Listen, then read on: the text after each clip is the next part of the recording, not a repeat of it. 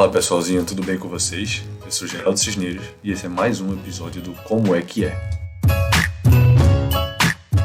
Jornalismo é um trabalho muito intenso. Em época de fake news, apurar os fatos é cada vez mais importante. Como será a rotina de um jornalista? E como é, além de ser jornalista, ser um correspondente internacional? Sua rotina, onde é que ele busca informação, quais são as suas fontes? Bom, para explicar um pouco mais sobre esse assunto, tenho um convidado muito especial conosco, o Marcelo Correge. E claro, aqui vai aquela pergunta. E aí, Marcelo, como é que é?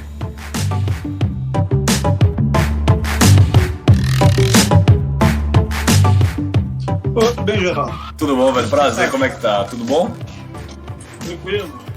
Meu velho, que coisa boa. Muito obrigado por ter aceito aí, viu? Pelo tempo, tudo. Tranquilo, tranquilo. Meu velho, eu tenho até uma paixão aí por Londres. A gente nem começou ainda, mas fui aí umas 15 vezes na minha vida já. Uhum. E Cidade é fantástica mesmo, assim. né? Você já tinha ido aí antes de morar, Marcelo? Tinha, né? A trabalho a gente acabava vindo muito pra cá, né? Eu fazia Fórmula 1, vinha... Essa Fórmula 1 em Silverstone, que fica 2 horas daqui, mas sempre passava por aqui. Vinha de férias, muitas vezes também, né? Eu tenho uma ligação com a Irlanda, assim, por causa da minha família paterna, que é de origem irlandesa. Então, sempre passava por aqui, indo para a Irlanda, enfim. É um lugar que eu gosto muito. Apesar de ter minhas reticências aos ingleses em si. Mas essa é uma cidade cosmopolita, né? Que vai além disso. É verdade. Eu fui muito por causa que tive uma doença de rim e de bexiga e tal, eu tive que ir para o hospital. Então a maioria das vezes eu fico hospitalizado, mas amo muito Londres e sou maluco pela cidade. A cidade é muito legal. Marcelo, vamos começar para não tomar muito seu tempo. Primeiro, Marcelo, bem-vindo aqui ao podcast, como é que é. Basicamente entender um pouco mais o que está por trás das profissões, enfim. E queria saber um pouquinho, Marcelo, da tua história dentro do jornalismo, como é que você chegou até o momento que você está, mas na entrada da jornalismo em si, enfim, um pouco do teu histórico. Oi, Geraldo, prazer participar do podcast contigo. Bom falar com o seu público aí, com o pessoal todo, e contar um pouco da minha experiência. Vamos lá. Eu venho de uma família em que não há jornalistas, mas o meu pai, apesar de ser engenheiro, mecânico, ele trabalhou com jornal a vida toda. Ele trabalhava na área industrial dos jornais.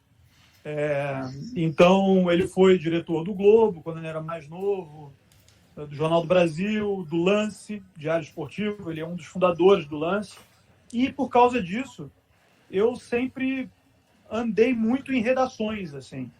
Em vez de eu ficar com ele nas máquinas, eu preferia ficar nas redações, assistindo as pessoas trabalhando.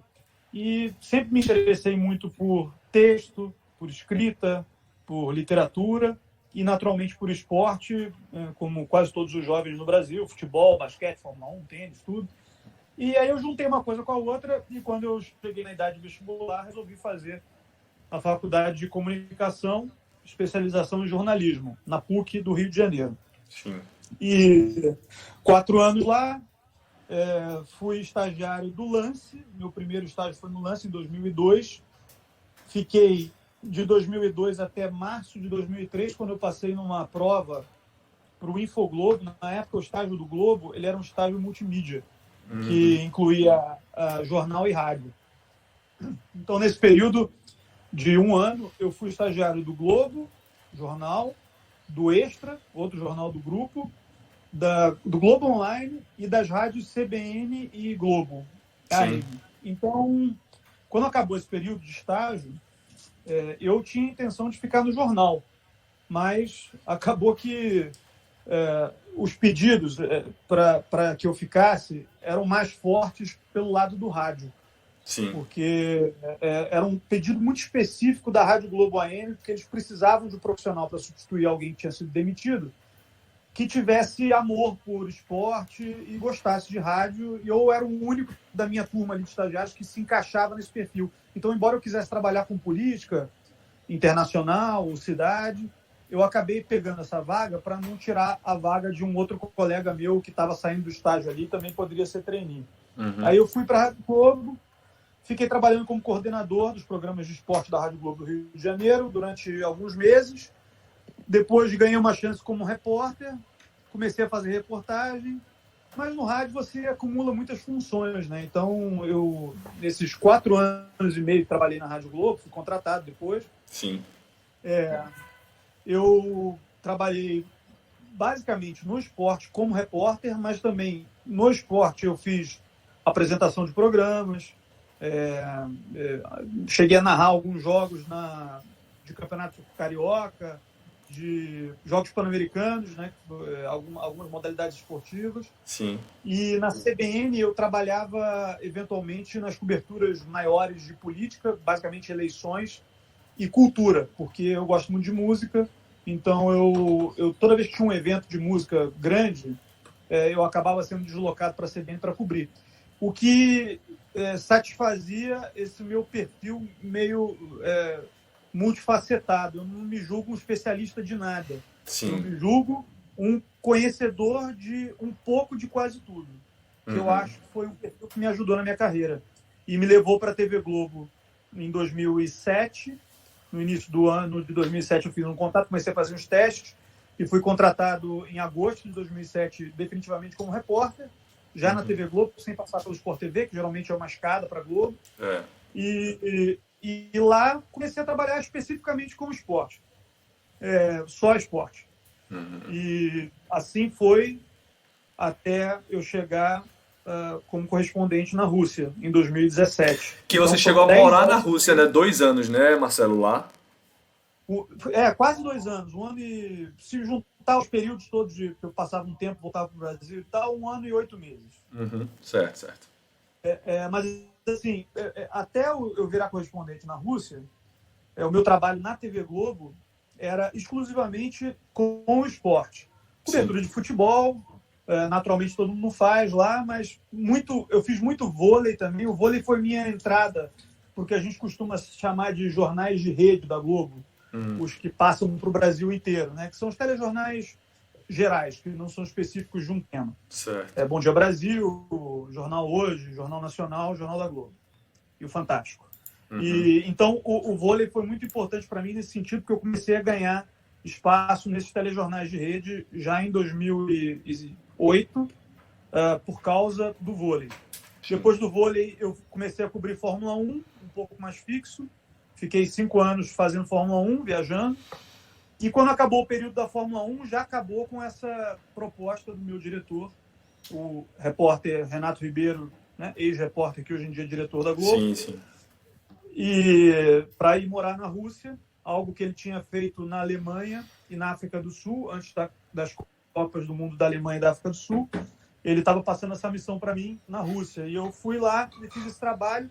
E lá eu voltei a cobrir assuntos gerais, jornalismo internacional, de política, de economia, de cultura, além do esporte. Eu diria que o trabalho lá foi mais nessa linha do que na linha esportiva. Só que ficou mais perto da Copa do Mundo que o esporte tomou conta do noticiário mais fortemente. E aí, depois da Copa da Rússia, eu voltei para o Brasil por um período de poucos meses, 7 meses, mas já com a promessa de vir aqui para Londres como correspondente do esporte, mas como vocês veem na programação, eventualmente eu tenho feito muita coisa de jornalismo, né?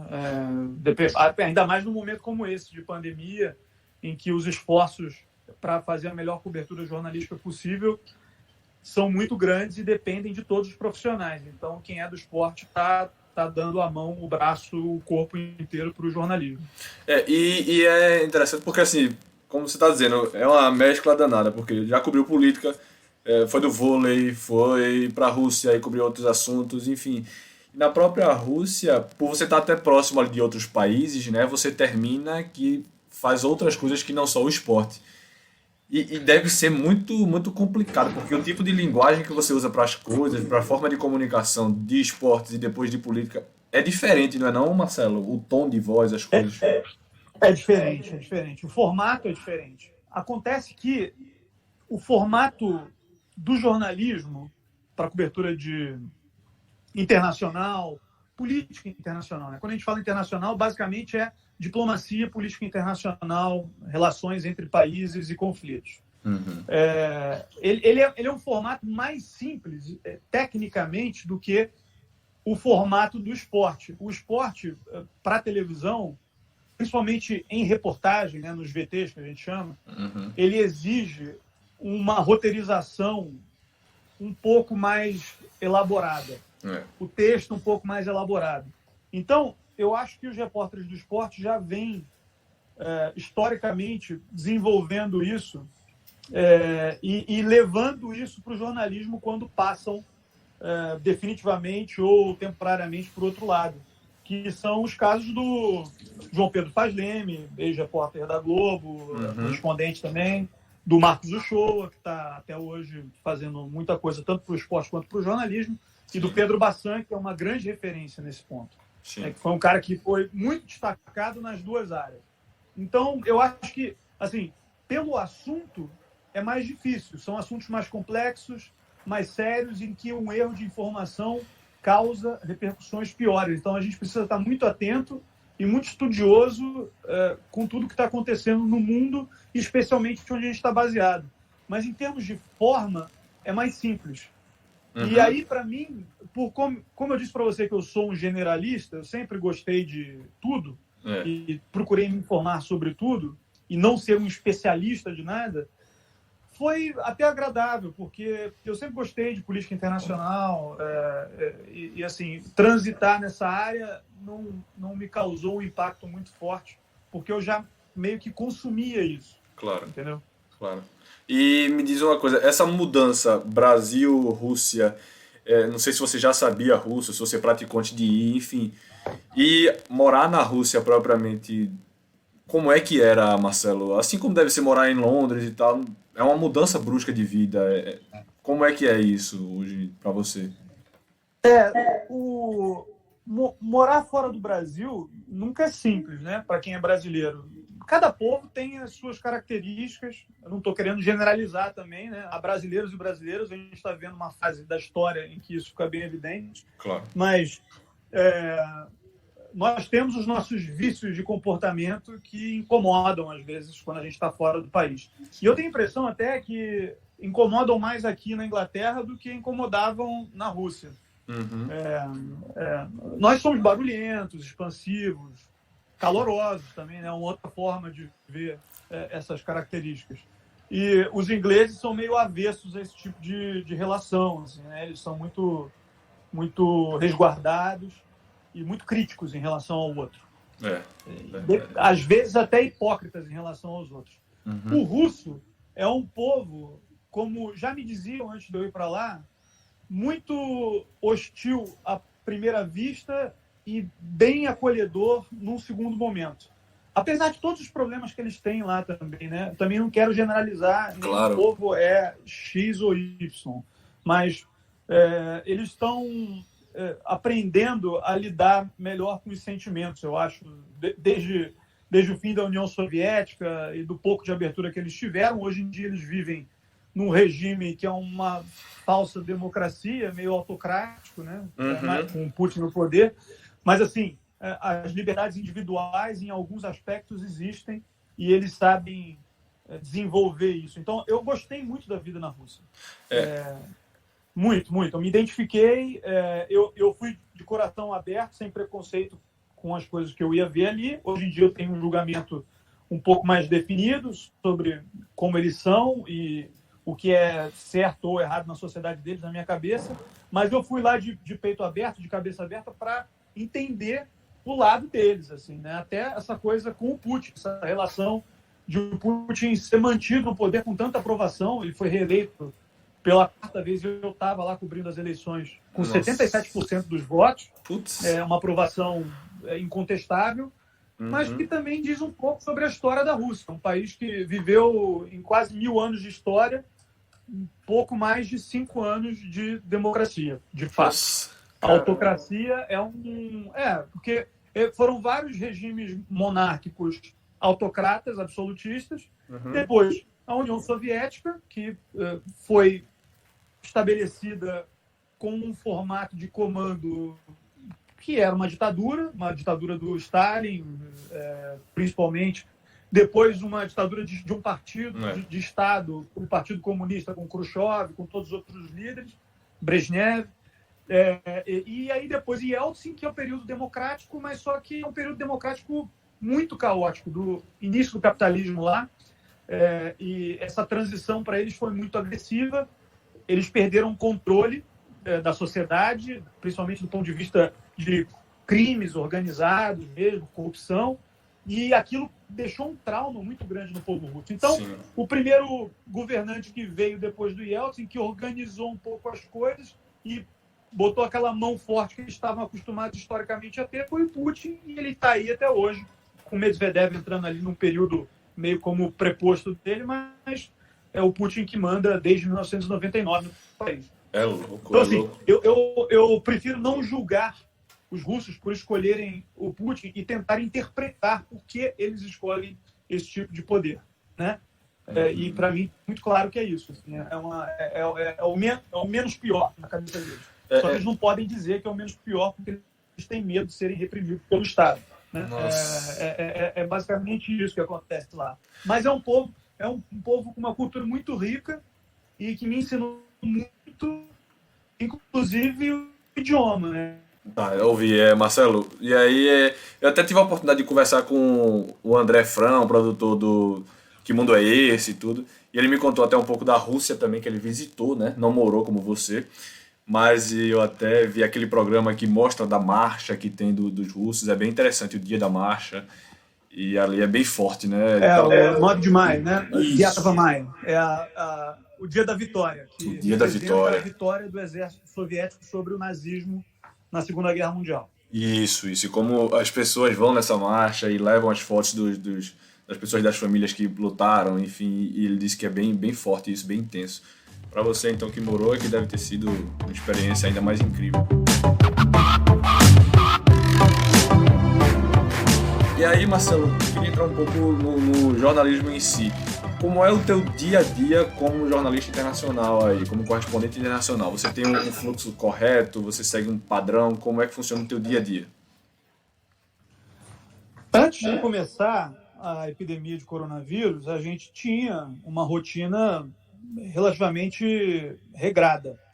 Hoje em dia está meio doido, porque, enfim, todo mundo preso em casa, né? Uhum. Aqui já estamos na fase 2 de abertura do isolamento social, mas essa fase 2 ela ainda tem muitas restrições, e a Globo entende que precisa dar o exemplo nisso, então a gente vai além das restrições que o governo impõe e fica mesmo em casa a maior parte do tempo, muito mais do que os ingleses em si. A gente vê os ingleses andando na rua, sem máscara, mais do que, teoricamente, eles estão permitidos, e nós fazemos o contrário, ficamos mais em casa.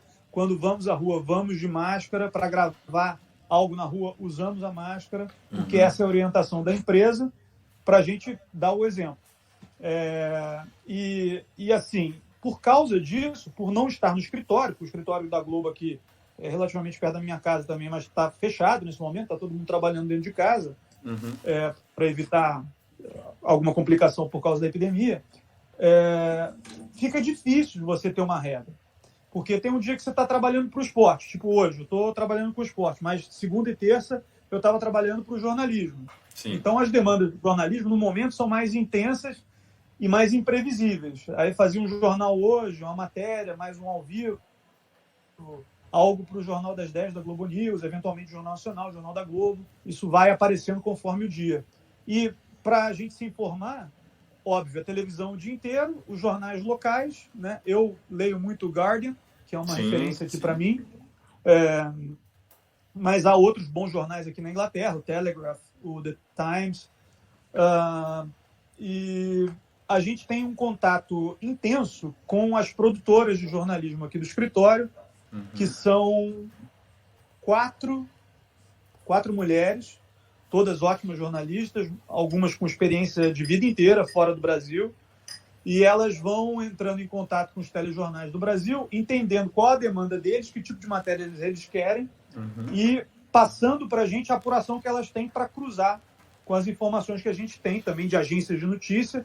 E aí a gente vai olhando essas imagens que chegam através das agências de notícia, monta o texto, grava uma passagem ou monta um texto de ao vivo e faz aqui de dentro de casa, né? A passagem é aquele momento que a gente aparece na reportagem, sem cinegrafista no momento, porque precisamos poupar os deslocamentos para não pôr ninguém em perigo, né? E aí, porque justamente eu ia perguntar, mas você já me respondeu, essa coisa da fonte, porque assim, a Globo é enorme, e curiosamente eu citei ela também com o André Fran, e aí você tem alguns benefícios ainda aí em Londres, por ser da Rede Globo e o tamanho da emissora, te dá uma abertura grande para entrevistar algumas pessoas, enfim, tem isso também aí?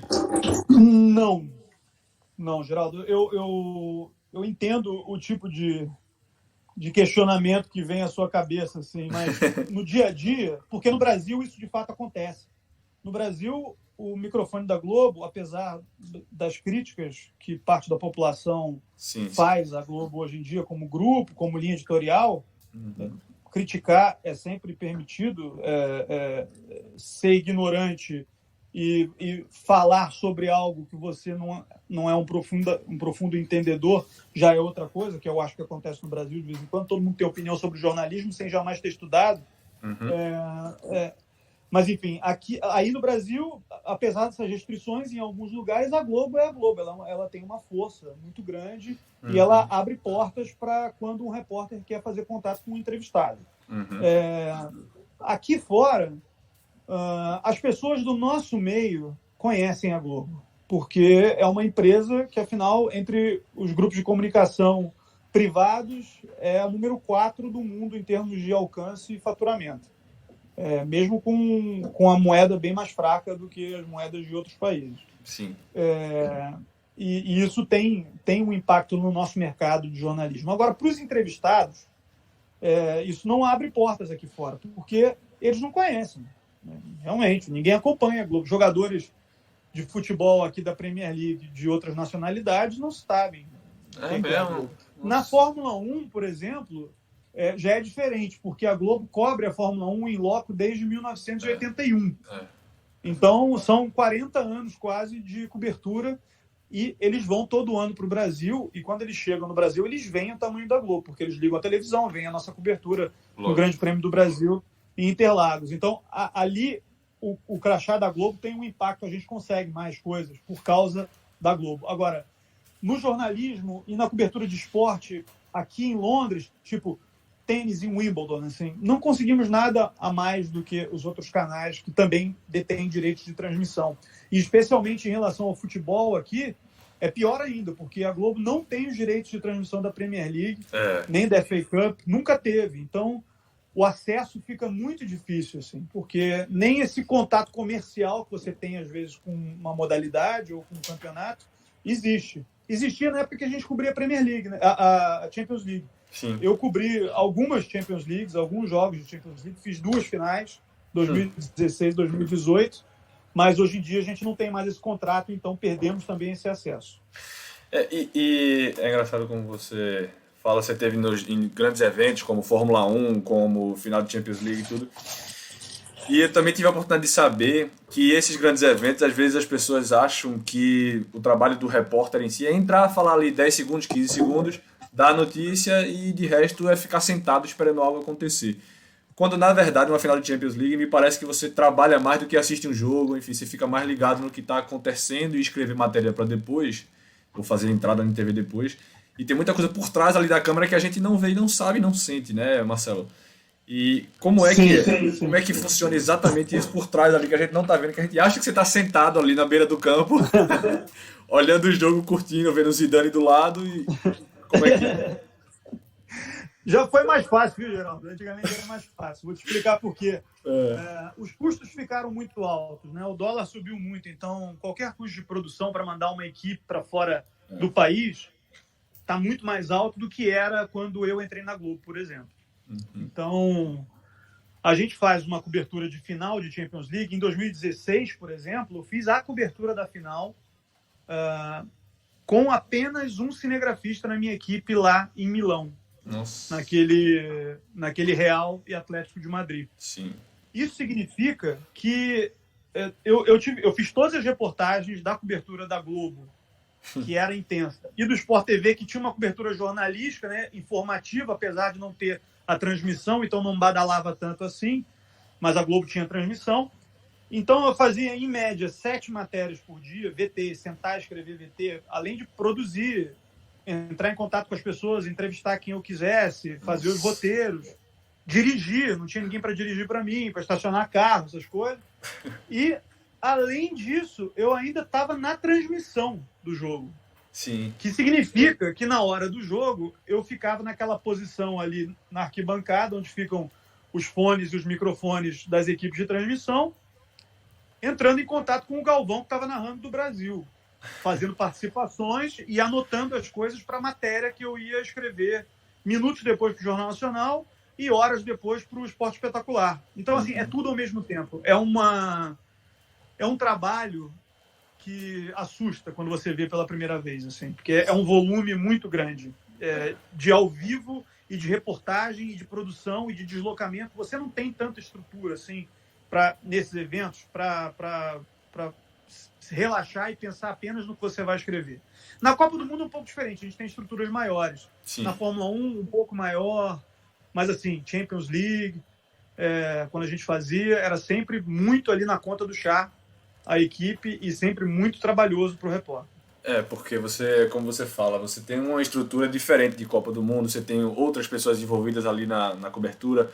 Ali na final da Champions é um evento, é a final, é naquele momento e só tem você. Então, realmente, deve ter sido uma loucura. Porque a gente... Foi doido. Em 2018 eu fui com uma equipe um pouco maior, tá? Foi a final Real e Liverpool, aquela que o Karius toma os frangos. Sim. E lá em Kiev. E aí fomos eu e o Richard Souza, que trabalhava comigo na Rússia, né? Nós éramos uma dupla lá na Rússia. Uhum. E o Richard é repórter e também filma e escreve para o site. E eu não tinha essas qualidades todas e fui desenvolvendo por causa do trabalho na Rússia, né? Aprendi a filmar e tal. E tínhamos também um produtor de transmissão, que era o Colin Vieira, e mais um cinegrafista francês que trabalhou com a gente naquela cobertura. Então era uma equipe de 4 pessoas, um pouco maior do que essa de 2 pessoas de 2016. Já melhora. Ô Marcelo, e assim, é uma pergunta meio óbvia quando você viaja a trabalho, velho. Não dá pra curtir um pouquinho, você conhece algum restaurante aqui e ali, mas não curte a cidade, né? Você vai, trabalha loucamente e volta, né? Não, é muito difícil. Muito difícil. Na Fórmula 1, às vezes acontecia de uma corrida ser emendada com a outra. Então, o que isso significa? Você tem um grande prêmio, você começa o trabalho desse grande prêmio na quarta-feira, aí vai lá intensamente até domingo, e na semana seguinte você tem uma outra corrida num outro país. Então, até você começar o trabalho da semana seguinte, você tem segunda e terça livres. Então, nessas corridas, que eram back-to-back, como a gente chama, a gente conseguia conhecer um lugar ou outro um pouco melhor. No México, algumas vezes eu fiz isso, né? Fui conhecer lá as pirâmides de Teotihuacan, porque eu estava vindo dos Estados Unidos para a corrida do México. Mas, normalmente, uma corrida que você vai uma semana só, ou uma cobertura de futebol, que é muito rápida, só um jogo, não é uma Copa do Mundo, uma Olimpíada, você não consegue conhecer quase nada. Mais restaurante, e você... É aquela coisa bem de turista mesmo. Vamos ali em tal lugar que tem que tirar uma foto só para dizer que eu vi aqui. Só para falar que foi. E eu vi aquela série do Netflix da Fórmula 1, que tem mostrando um pouco dos bastidores, não sei se você viu também, a série que é Survive to Drive. E aí revela um pouco dos bastidores, e eu, por mais que eu gostasse de Fórmula 1, é aquele nosso brasileiro. A gente gosta de campeão, gosta de Ayrton Senna da vida. E então a gente não consome tanto, até porque veio o Schumacher, ficou muito Lewis Hamilton, e aí ficou todo mundo só um vencedor. Ainda veio o Vettel no meio, mas enfim. Esse seriado, ele é basicamente isso mesmo, Correge, que a gente não vê, é isso que acontece nos bastidores, aquela loucura, aquela intensidade, e você correndo com o microfone pro lado, e o cara para e responde, não responde, enfim, é isso? É bem isso mesmo. Eu gostei muito daquilo, porque é algo que a gente não conseguia mostrar na televisão brasileira por uma decisão editorial da TV. A Globo entrava com pouco tempo de pré-hora e pouco tempo de pós-hora das corridas. Já há alguns anos não transmite a classificação das corridas. e os treinos livres nunca transmitiu. Sempre transmitiu no Sport TV, quer dizer, sempre, de uns anos para cá. Então, você perde a chance e o espaço para contar os bastidores e mostrar esses bastidores. E eu acho que isso é o que há de mais encantador na Fórmula 1 hoje em dia. As pequenas disputas entre companheiros de equipe, elas são mais interessantes do que a disputa pelo título, porque aquilo ali é o ápice do automobilismo mundial, um esporte onde os pilotos investem, às vezes, todo o dinheiro das suas famílias para conseguir chegar ali. Então, a permanência na Fórmula 1 é algo enorme, significa muito para quem conhece o esporte e para quem vive no esporte. Eu costumo dizer que o brasileiro só faz piada com o Rubinho Barrichello porque não entende de Fórmula 1. Se ele entendesse de Fórmula 1, ele saberia que nenhum piloto mediano fica 19 anos na categoria, seguidos, sem botar dinheiro dele, de patrocinador nem nada, só pelo talento. Isso é algo praticamente impossível. Não é à toa que ele é o recordista de grandes prêmios. Talvez o Kimi Raikkonen consiga bater o número dele agora nessa temporada, quando ela começar, ou no ano que vem. Mas, assim, aqui o Rubinho é idolatrado na Inglaterra, porque os ingleses conhecem o métier da Fórmula 1. Como é difícil estar ali e se manter ali. Os brasileiros não tinham muito essa impressão, porque a gente não conseguia contar nas reportagens, até que o Drive to Survive apareceu no Netflix e causou esse impacto num público um pouco maior. Então, eu acho que vai mudar um pouco a impressão do brasileiro sobre a Fórmula 1, e eu acho que até a TV vai começar a fazer uma cobertura um pouco mais voltada para esse aspecto. Até a Globo fazia, inclusive, como você falou, levava a equipe muito para Dubai, para Singapura, tal, para fazer as transmissões. E aí começou a fazer mais daqui mesmo, pelos custos. Mas esse negócio, como você falou, de ver os bastidores, eu comecei a me apaixonar de novo pela Fórmula 1. Eu mesmo, adorei as duas temporadas. Pô, massa, velho, ver aquela coisa do rádio, o piloto falando com a equipe, e as brigas dos pilotos, e saber quem é quem. Eu não tinha a gente só via na transmissão, aquele rádiozinho um pouquinho quando fala, tô indo pro box, ou não sei o que, o meu pneu tá assim. Mas a conversa mesmo do cara falar, pô, push it, empurra, vamos, vai dar pra passar o cara, você tá 10 segundos do cara, bora, acelera. Então isso você começa a sentir mais parte do negócio. Eu acho que me atraiu muito de volta para lá. E outra que você falou um exemplo de Barrichello, eu cito o mesmo exemplo no tênis, Tomás Bellucci, que é um cara que chegou a 30 do mundo, um cara fantástico, e mesmo assim, quando eu venho jogar no Brasil, o pessoal vai, não gosta, enfim. Meu sentimento é muito parecido com o do Rubinho. Entendeu? Tem muito isso. O brasileiro ele não sabe apreciar o esporte, na média, né? É claro que você tem quem aprecie. Ele quer ver o brasileiro vencendo. Então, ele não consegue entender as dificuldades que envolvem a presença de um cara ali entre os melhores. E estar entre os 100 do mundo já significa ser um dos melhores de um esporte que é muito praticado no mundo todo. O Meligeni tem uma frase que é maravilhosa. Assim, a diferença entre o primeiro do mundo e o 100 do mundo, tecnicamente, é muito pequena. Muito pequena mesmo. O que muda é assim, um requinte técnico e, basicamente, a força emocional que os 10 primeiros do mundo têm, especialmente esses 3 aí que estão dominando o tênis há tantos anos, né? O Djoko, o Nadal e o Federer. Exatamente. Dos 3, eu só não entrevistei o Federer. Eu já entrevistei o Nadal e o Djoko. O Federer eu nunca entrevistei, ainda quero entrevistar. Ainda. Eu sou, assim, Federer... Isso aqui o pessoal do podcast já tá muito... de saber, mas eu fui pra São Paulo na época que ele veio no Federer Tour, Roger Federer Tour. E aí eu fui pra lá, comprei, nervoso pra caramba. E aí comprei aquelas bolas de tênis grandes e fiquei esperando ele sair, lá pras 2h30 da manhã. Quando eu vejo, eu gravei o vídeo, eu chorando, correndo com a bola assinada, assim. Animado. Ele é um cara fantástico mesmo. Porra, ele é demais, velho. Ele é demais. Pra mim, ele é, assim, a perfeição do esporte, acho que de posicionamento, de colocação, de tênis, de tudo. Eu acho ele um esportista muito completo, entendeu? Eu até disse que eu não entrevistei o Federer exclusiva, né? Quando eu falo não entrevistei, porque coletiva eu já fiz. Eu fiz aqui no ATP Finals no ano passado. Sim. Participei da coletiva do Federer, fiz perguntas para ele algumas vezes, né? Foi mais de um jogo até. Ele é um cara muito legal, muito consciente da posição dele no esporte e na sociedade. Sim. E tecnicamente ele é exuberante, assim, né? Ele jogando a leveza do estilo. É por isso que as pessoas torcem tanto para ele, porque ele simboliza essa beleza quase apolínea ali do tênis, assim, né? Não tem defeito, é difícil você achar um defeito nele jogando. Tanto que o cara tá com 38 anos e consegue bater de frente com os mais novos e voando do jeito que estão, né? Mas eu sou mais velho que você, Geraldo, bem mais velho que você. Meu ídolo no tênis era um cara que não tinha nada a ver com isso, jogava todo torto, xingava todo mundo, saque e voleio. John McEnroe foi meu grande ídolo quando eu era moleque.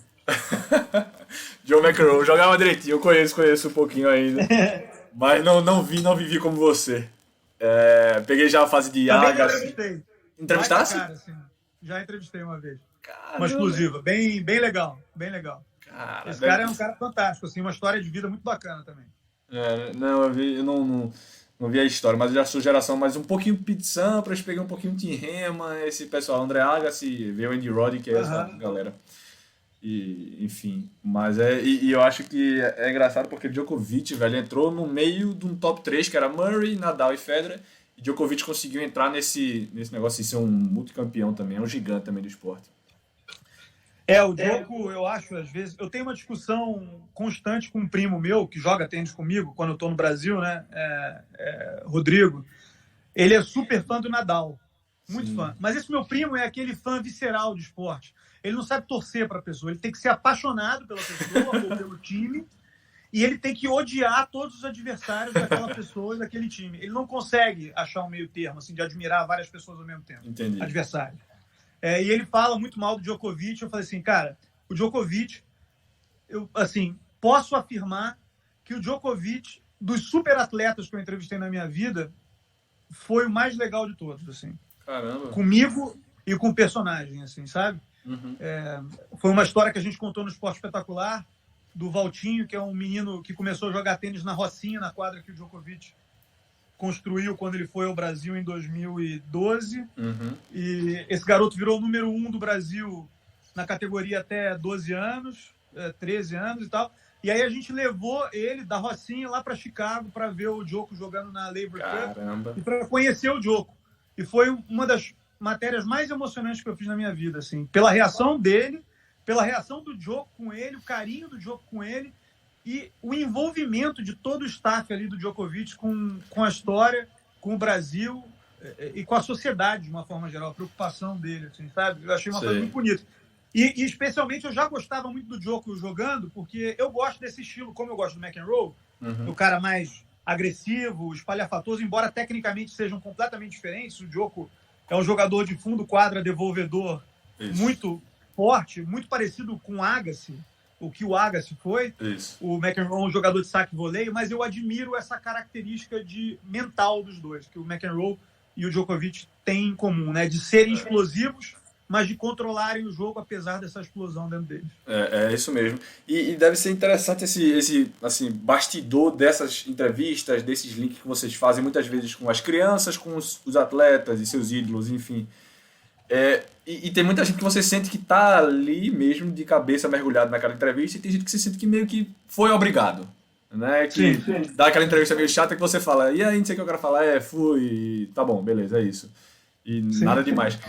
Como é esse bastidor, velho? Como é tentar extrair do cara para que ele se sinta presente ali e que você tenha uma matéria legal para colocar nos jornais, enfim.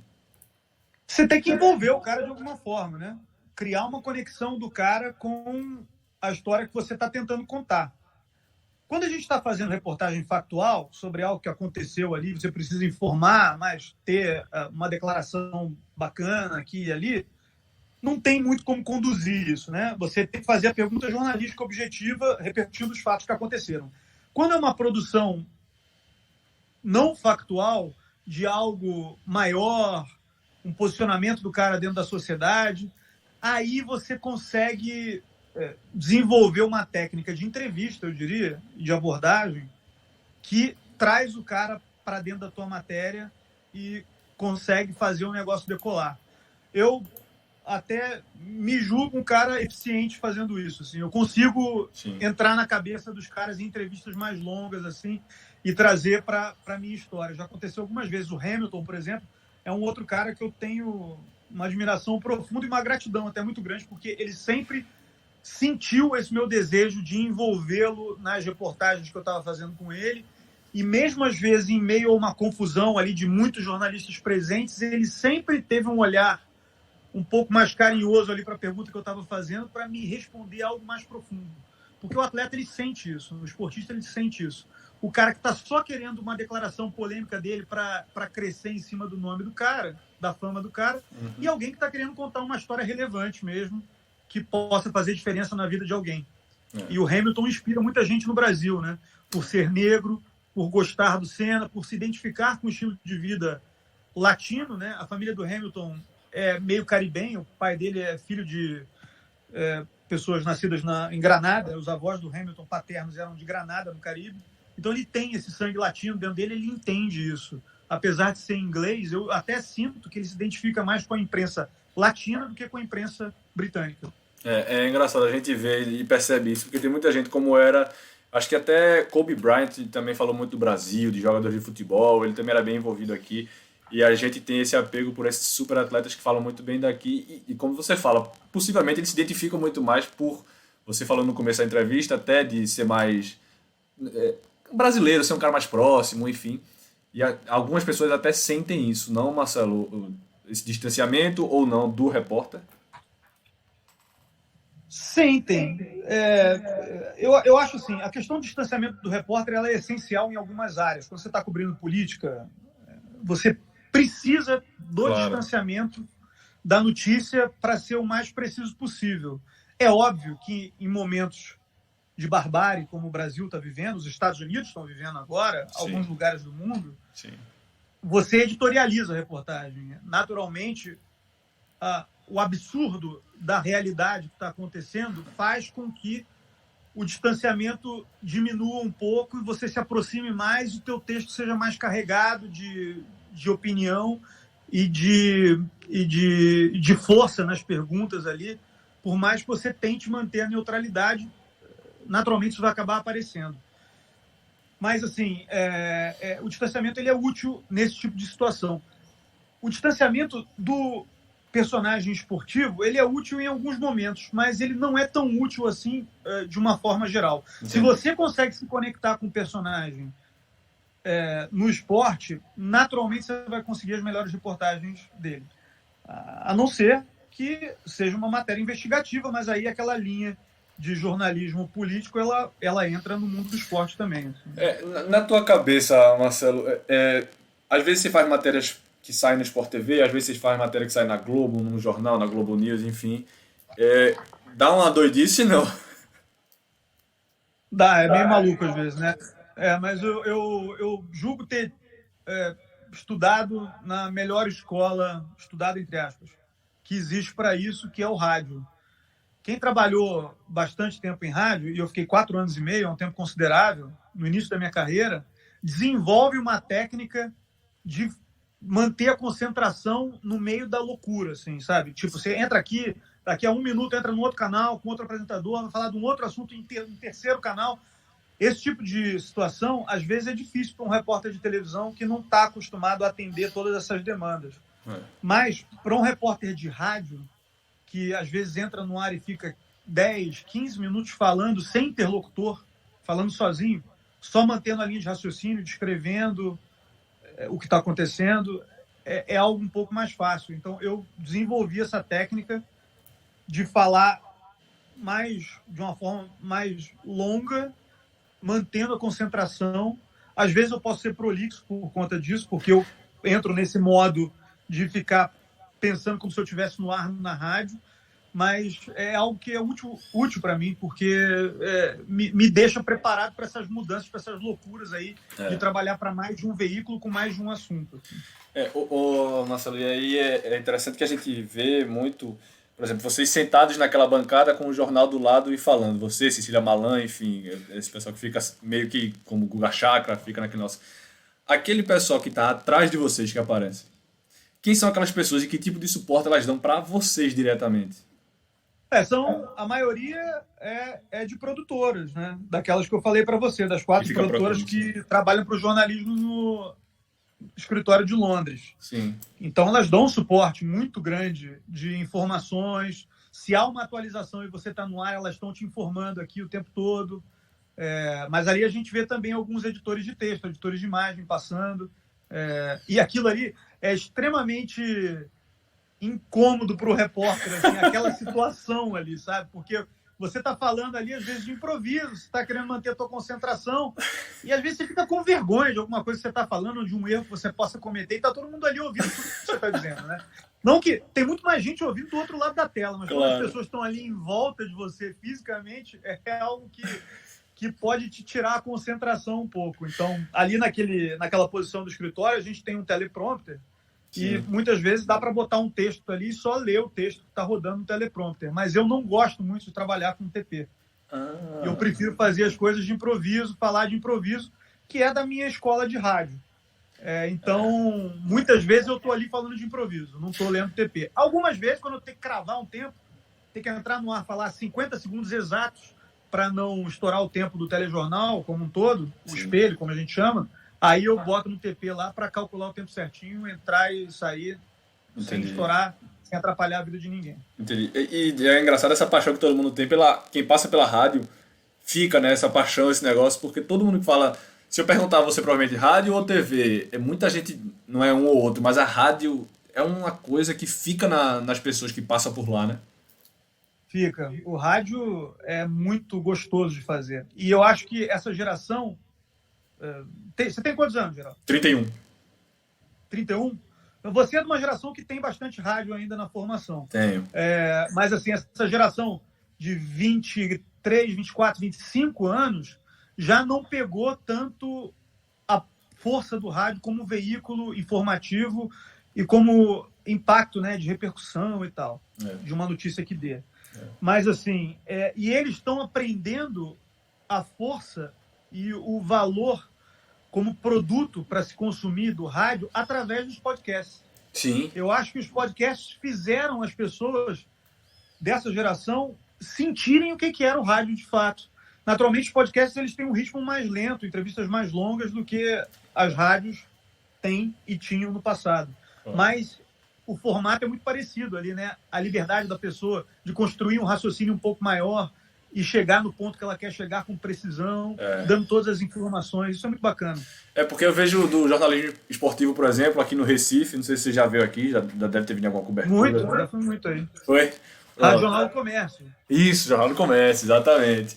Então, aqui no jornalismo esportivo você tem 5 minutos falando do esporte, 5 minutos falando do Náutico, 5 minutos falando do Santa, e você tem muito essa divisão e propagandas e etc. Então você tem um ritmo muito mais rápido, como você está falando.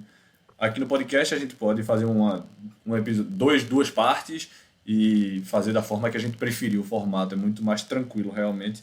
Mas me lembro que manhinha ficar contando aqui que se juntava para escutar rádio, as notícias e tudo mais. Eu ia pro jogo do esporte com o radinho ainda.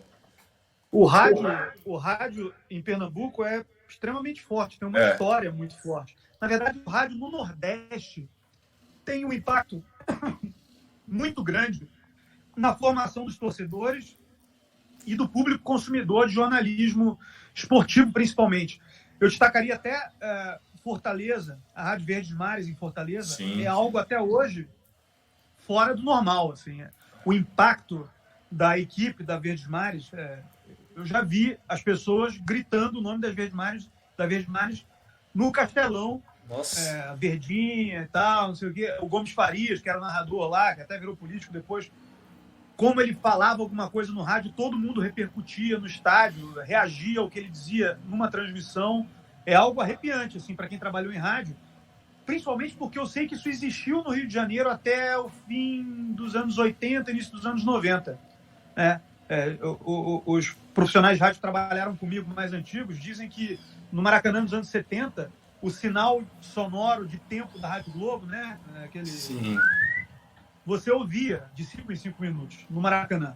Caramba. De tanta gente ouvindo rádio. E em Fortaleza você ainda vê algo assim. E Pernambuco eu acho que tem uma qualidade na produção de conteúdo muito grande. Assim, pessoas muito capacitadas trabalhando em rádio até hoje. Tem. Não à toa a gente tem tanta gente de Pernambuco trabalhando nas matrizes das rádios e das televisões mais importantes do Brasil até hoje. Né? Eu tenho grandes amigos, Jorge Guilherme e o André Galindo, na Globo, no Esporte da Globo, que são do Recife. Vocês nos levaram esses caras daqui, pô. André Galindo e Jorge Guilherme levou o cara daqui. São caras fantásticos. E no jornalismo, o Chico José é uma referência para todo mundo. Assim, né? Até hoje, gigante, grande reportagem, né? No Globo Repórter. Assim, a produção de profissionais de imprensa aí, ela é muito profícua, assim, ela é muito constante. É como se fosse o futebol brasileiro produzindo craques. Aí toda hora sai um cara genial. Tem o Thiago aí agora também. O Thiago Medeiros um cara fantástico, assim, também. É um cara de uma linguagem popular, assim, incrível. Meu amigo, eu admiro ele pra caramba. E ele fez uma transição na carreira dele admirável, assim, sabe? Eu gosto muito do trabalho dele. E assim, só para não deixar de citar um nordestino que foi muito importante na minha carreira, não é pernambucano, é alagoano, mas foi um cara que lançou muita coisa no rádio esportivo do Rio de Janeiro e me apadrinhou nos meus primeiros anos de rádio no Rio, o Edson Mauro, que é um narrador da Rádio Globo até hoje. E ele é alagoano, ele era da Rádio Gazeta de Alagoas, nos anos 70, e ele vai para o Rio de Janeiro e ele introduz uma série de inovações nas transmissões esportivas, e até hoje é um cara atual, assim, sabe? Então, a contribuição do rádio nordestino para o Brasil é muito grande, e eu acho que o rádio hoje, na região nordeste do Brasil, é mais forte do que no sudeste, por exemplo. Talvez só se compare com Minas Gerais, que tem Itatiaia, que é muito forte, Rio Grande do Sul com a Rádio Gaúcha, e no São Paulo já acho que o rádio não tem a mesma força que teve no passado com a Bandeirantes, a Jovem Pan e a Rádio Globo, que deixou de existir recentemente lá.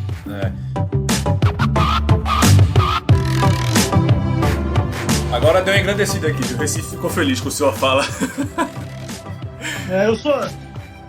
Outro dia no Twitter eu mandei pro Galindo, que é meu irmão, meu amigão, falei assim, ô Galindo, o que eu faço? Ele falou assim, ele fez um tweet assim sobre bairrismo, né? O Galindo é um bairrista louvável. Às vezes, ele numa discussão assim, ele pode irritar alguém, mas no momento ele não está irritando nada. Ele escreveu assim, sou a melhor música do mundo é La Belle de Jour, do Alceu Valença, e o melhor poema é o poema do Ariano Suassuna. Tem que falar um cordel do Ariano Suassuna, uma coisa assim. Aí eu falei assim, ô Galindo, o que eu preciso para ganhar um passaporte nordestino, uma cidadania nordestina? Eu estou precisando. Porque eu ando muito envergonhado da minha cidade, do meu estado. Eu queria ir para um lugar onde eu concordasse um pouco mais com as pessoas. Ele falou assim, vai para a janela aí da tua casa, em Londres, e toca La Belle de Jour e recite Ariano Suassuna para ele te dar um passaporte pernambucano. Boa dica. E depois o Chico Sá veio, respondeu em cima também, falou assim, tá confirmado, vamos fazer isso aí. Grande Chico Sá, bom demais, velho, gostei. A gente realmente aqui é muito barrista, velho, é muito engraçado isso. A gente sempre aqui mas é um bairrismo, eu acho um bairrismo saudável. Em alguns momentos eu já achei até um pouco agressivo. Sim. Eu quando ia fazer jogo, às vezes, na Ilha do Retiro, era um ambiente um pouco agressivo para mim, mas eu acho que mudou um pouco essa percepção, por causa do cenário nacional que o Brasil está vivendo, a percepção do torcedor de futebol e do nordestino em relação à Globo ou então aos profissionais de imprensa do sudeste do país. Assim, eu acho que a gente está falando mais a mesma língua nesse momento, de dificuldade que o Brasil está vivendo. É verdade, mas é engraçado de ver, assim, como Nordeste, Sul ou Sudeste, meu irmão está morando agora em São Paulo, o tipo de linguagem, o tipo de coisa que a gente tem. A gente aqui no Nordeste, eu acho que é um pouco mais caloroso, não é que do Sul e Sudeste não seja, mas a gente é um pouco mais receptivo. E as brincadeiras aqui são muito diferentes. Então, quando a gente vai para São Paulo e faz algum tipo de brincadeira, ou fala manhinha, ou fala retado, alguma coisa assim, a interpretação é muito engraçada de ver, né? Como... até o ABCDE ou ABCDE, para mim, já é uma diferença brutal. Sim. É engraçado. O Jorge Guilherme tem uma frase fabulosa sobre viver no Rio de Janeiro e viver no Recife. E ele gosta muito das duas cidades, apesar de ser pernambucano, orgulhoso. Claro. Ele gosta muito do Rio de Janeiro também, eu sei que é de coração. Mas ele diz assim, no Rio, você tem os seus amigos, quando você se encontra no trabalho, você diz para a pessoa, e aí, vamos marcar aquele encontro, vai na minha casa, vamos marcar um jantar aí e tal, não sei o quê. Aí o carioca fala, vamos sim, vira as costas e vai embora. E nunca marca o negócio, e nunca faz. No Recife, as pessoas falam, e aí, vamos marcar aquele encontro na casa? Sim, vamos. Quando? Quarta-feira? 7 da noite? Então, porque não fala só da boca para fora. Quer a convivência, quer a pessoa dentro da casa dela, não está falando só da boca para fora. E ele me ensinou a ser um pouco mais assim, né? Um amigo de longa data, né? Meu amigo há 15 anos, me ensinou a ser um pouco mais assim. E eu tenho sangue nordestino também. Meu avô era baiano, então eu sinto um pouco dessa falta do calor humano, às vezes, nas relações entre as pessoas no Rio de Janeiro, em São Paulo, no Sul. É louco. Aqui a gente tá sofrendo nessa pandemia, claro, todo mundo tá sofrendo igualmente, muita gente com perda de familiares, enfim.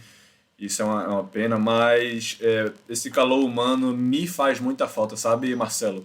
De encontrar os amigos, de vir aqui para casa, da resenha, da brincadeira e muita saudade desse pessoal, enfim. Mas sigamos, deixa eu te perguntar outra coisa. Dá para viver legal financeiramente de correspondente internacional ou tu tem alguns outros negócios por aqui no Brasil aí, enfim, que tu complemente a renda? Não, eu nem posso ter, né? Nada que complemente renda. Assim, por contrato, claro, a gente tem, às vezes, um evento corporativo de uma empresa que não tenha nenhuma ligação com absolutamente nada que você esteja fazendo jornalisticamente dentro da Globo, né? Minha empregadora oficial.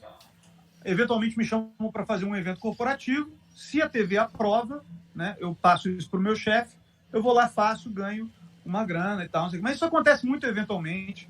Acontecia quando eu estava no Brasil. Aqui não acontece nunca, porque os ingleses não querem me ouvir falar. Nossa. Obviamente. Não, tá errado, tá errado. Sem maldade.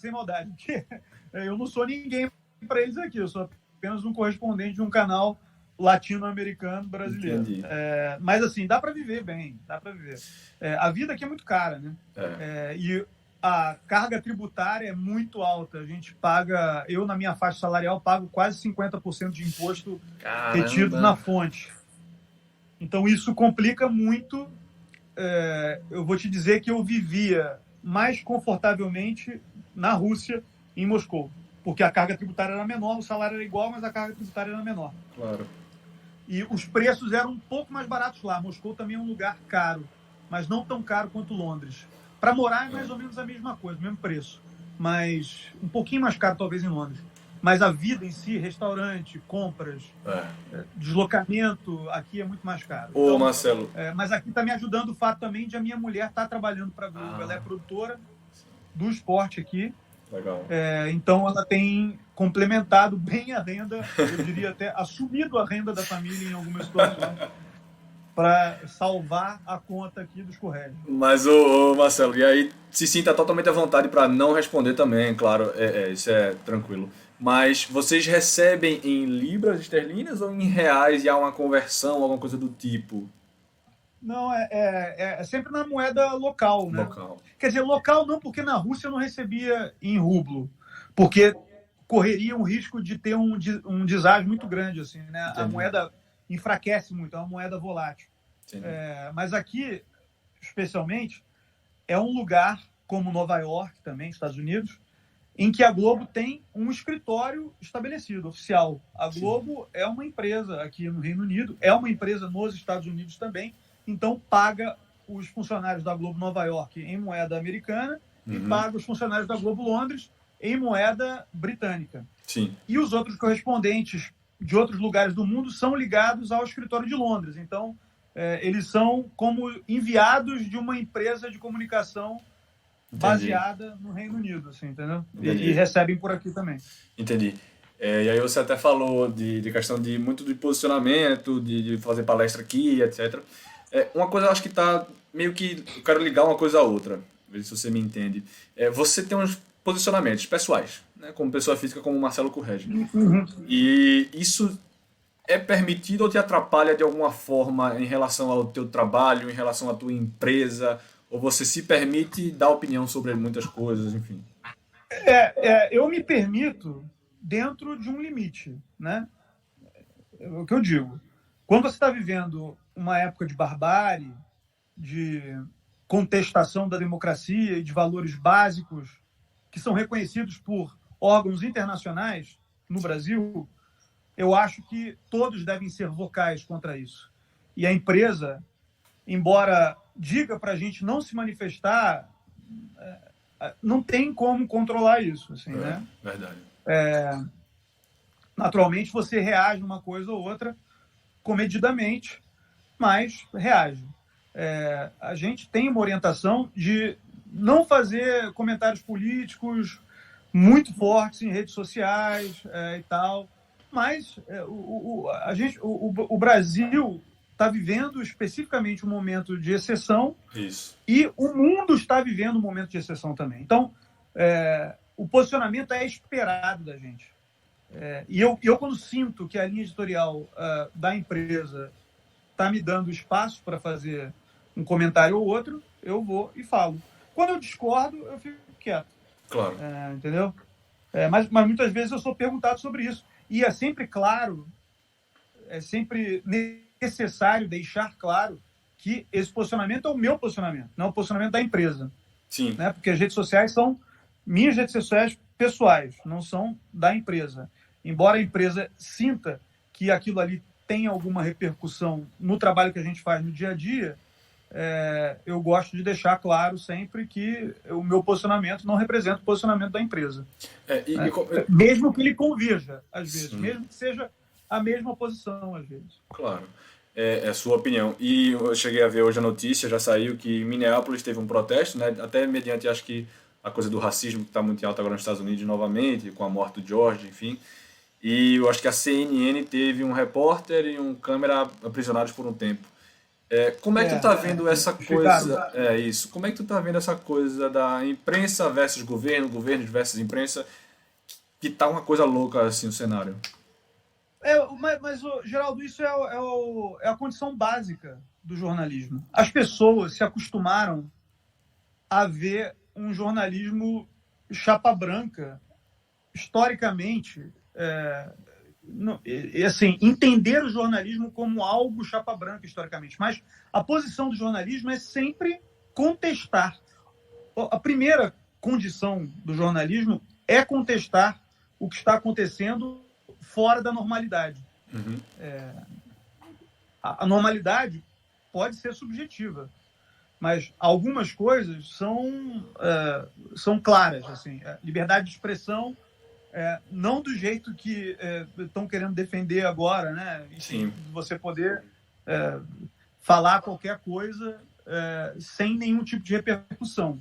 A liberdade de expressão assumindo as consequências do que você diz. Perfeito. As consequências legais do que você diz. Então, eu acho que o jornalismo está num momento assim, de afirmação da sua posição, de contestar o que é feito pelo poder estabelecido. Não é à toa que o jornalismo é tratado como quarto poder, porque ele tem a voz, ele é o interlocutor da sociedade civil com os governos que estão ditando os caminhos dos países e das sociedades. Assim. Então, a gente precisa fazer isso. E isso não quer dizer necessariamente que a gente seja contra A, B ou C. É só a nossa profissão, a nossa função, chegar lá e perguntar as coisas. Entendeu? O cara, assim, ele pode querer não querer responder a pessoa que está sendo perguntada, mas ele não tem como impedir a pergunta de ser feita. Perfeito. Essa é a condição básica do jornalismo. Então, eu acho que o mundo, por causa da internet, desse hábito de se informar pela internet por veículos que não têm nenhum compromisso com a realidade, não têm credibilidade, se alimentam de fontes estranhas, que não são comprovadas, como as pessoas se acostumaram a consumir isso, elas se acostumaram a ler só o que elas querem ler. Isso. Só o que as agrada. E isso não é jornalismo, isso é assessoria de imprensa. É um braço da comunicação muito mais ligado à publicidade do que ligado ao jornalismo. O jornalismo em si é contestar, fazer as perguntas que devem ser feitas nos momentos importantes da história da humanidade. Então, é isso aí. Está sendo feito pela imprensa brasileira, perfeito. Mesmo veículos com os quais eu não tenho muita afinidade editorial, eu tenho visto que têm sido contestadores em vários momentos, às vezes num tom menos elevado, mas assim, contestadores mesmo assim. Esse é o papel do jornalismo, tem que ser feito. Verdade, correto. Eu não tenho nem o que adicionar, tá perfeito.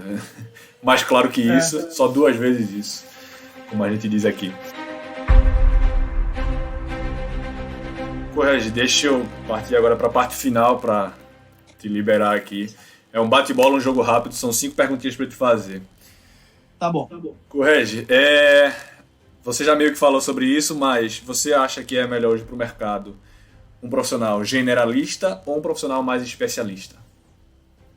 Generalista, certamente. O especialista sempre vai ter um papel muito importante de fazer os comentários mais aprofundados, mas ele sempre pode ser substituído por um especialista não do jornalismo, mas daquela área sobre a qual ele está falando, seja ciência política, economia, cultura. O jornalista generalista, em termos de mercado, ele se encaixa melhor e ele consegue jogar mais nas 11 posições ali de campo, né? Boa, legal. Reuniões presenciais ou à distância para você? Eu prefiro não ter reuniões.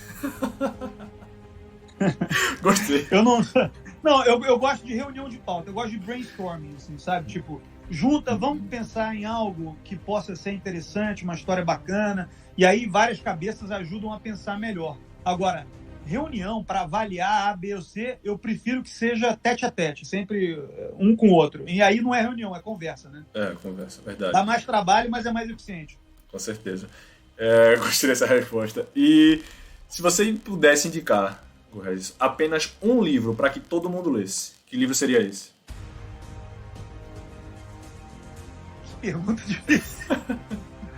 Pergunta difícil. Eu gosto de ler e eu leio sobre assuntos variados, assim, história, literatura em si. Mas assim, eu diria...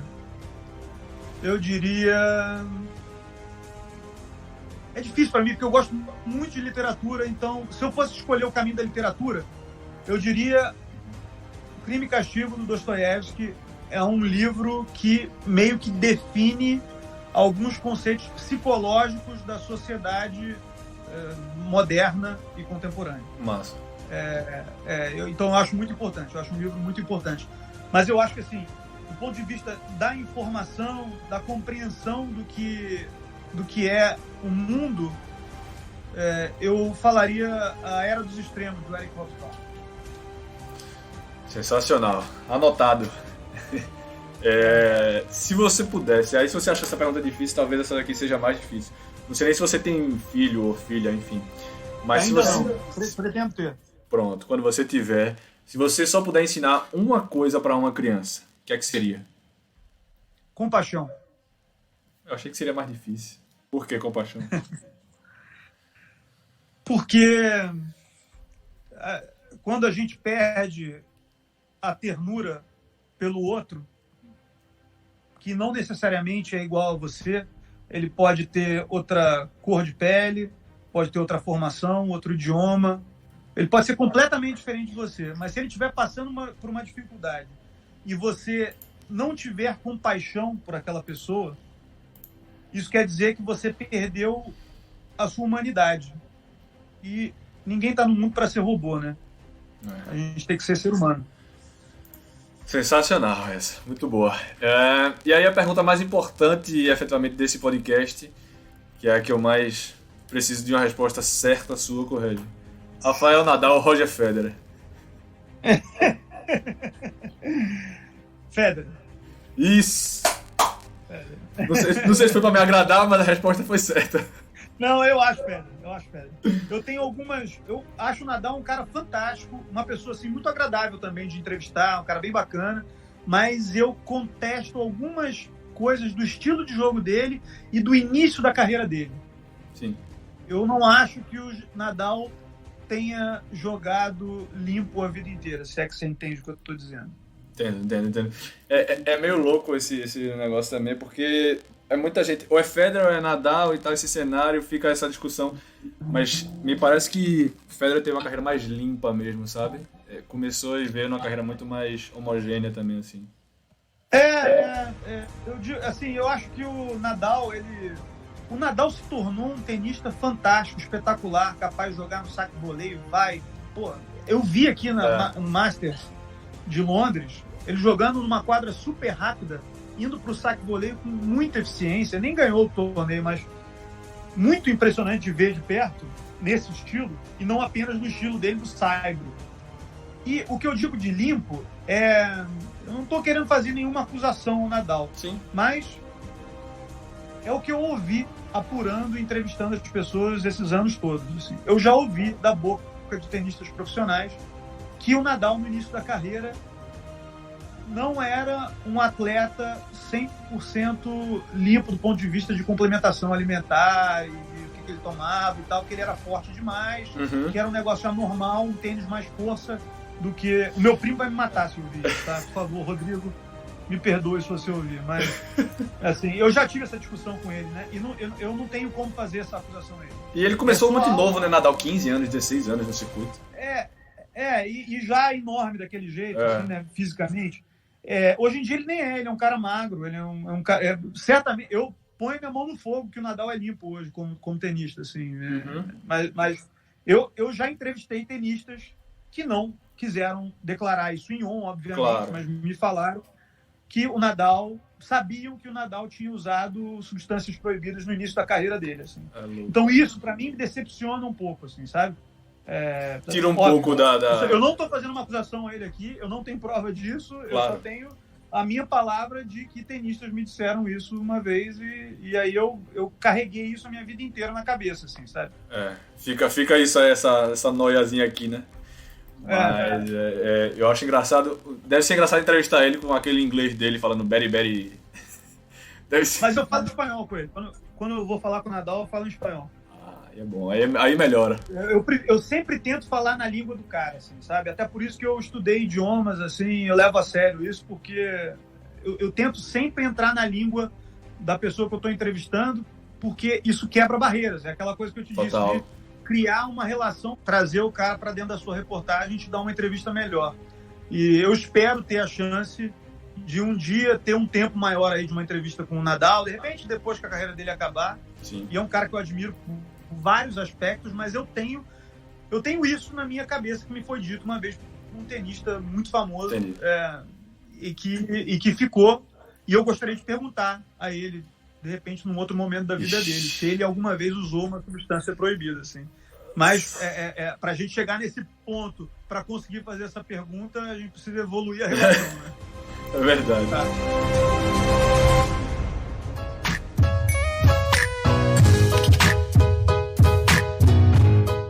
Bom, Marcelo, eu não tenho nenhuma forma de agradecer melhor do que muito obrigado pelo seu tempo, por esse espaço incrível. Nunca pensei em conseguir ler, falar com a pessoa, entrevistar, enfim, ter essa conversa. Muito obrigado e deixo aqui o recado final para você deixar sua mensagem, o que você quiser, o tempo é seu. Obrigado a você, Geraldo, pelo espaço aí, por conversar com o público de Pernambuco também, que eu imagino que seja o foco do seu podcast agora, embora todo podcast seja de alcance mundial. Se você bombar, você vai até o Alasca com ele. Mas eu queria deixar um abraço a todo mundo, falar para me seguir lá nas redes sociais, @Marcelo Correge no Twitter, @Marcelo Correge no Instagram, e mandar uma mensagem de paz, de tranquilidade e de resistência para as pessoas que estão passando momentos difíceis no Brasil. Tanto fisicamente quanto financeiramente, porque a epidemia está impondo esse quadro às pessoas, mas principalmente emocionalmente, assim, para a gente ter controle do que está acontecendo com a gente, em volta da gente, para tomar as atitudes certas e defender o que há de mais importante nessa vida, né? Que são liberdade e a humanidade, assim. Eu queria muito que as pessoas pensassem nisso, assim, que se nós não tivermos aquela coisa da compaixão, se nós não tivermos compaixão por quem está do nosso lado, nós deixamos de ser seres humanos, passamos a ser apenas animais, assim, e ninguém quer ser animal, né? Total, Marcelo, perfeito, é isso daí.